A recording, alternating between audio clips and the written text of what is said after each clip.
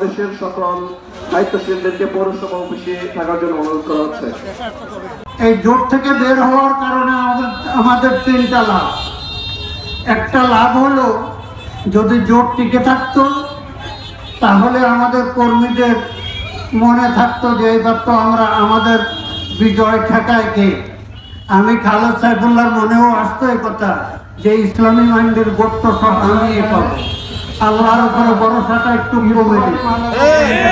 এখন জোট ভেঙে যাওয়ার কারণে আল্লাহর উপরে শতভাগ ভরসা। তার উপরে ভরসা, আল্লাহর উপরে ভরসা। তার উপরে ভরসা, হাসবি আল্লাহ, হাসবি আল্লাহ, হাসবি আল্লাহ। আল্লাহ আমার জন্য যথেষ্ট। দ্বিতীয়,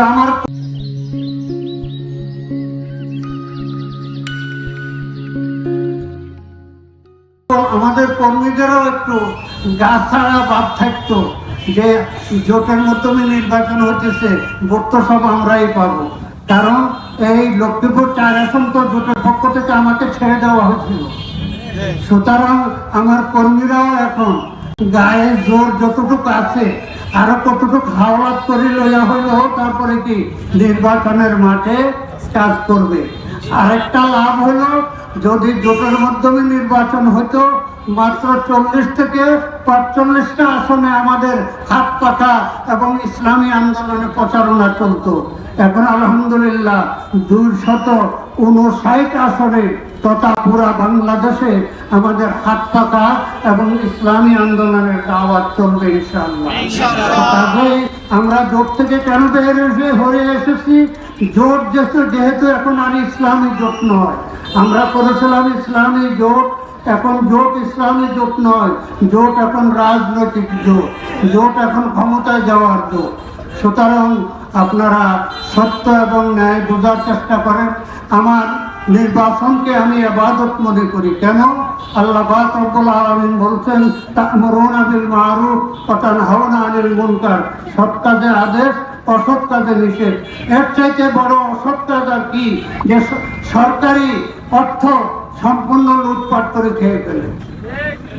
পরিকল্পনা মন্ত্রী বলেছিল যে আমরা 100 টাকা পাঠাইলে 10 টাকা গ্রামে পৌঁছে, 90 ভাগ লুট হয়ে যায়। কেউ এটা তদারক করে দেখে না।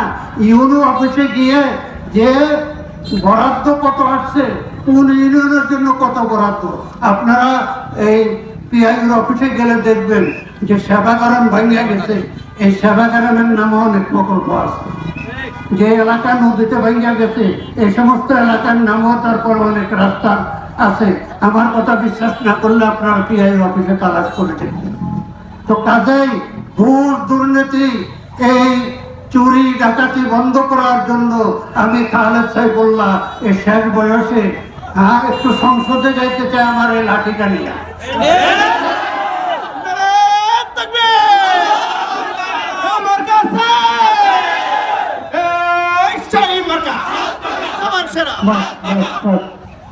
লাঠিটা কারো মাথায় বাড়ি যাওয়ার জন্য না।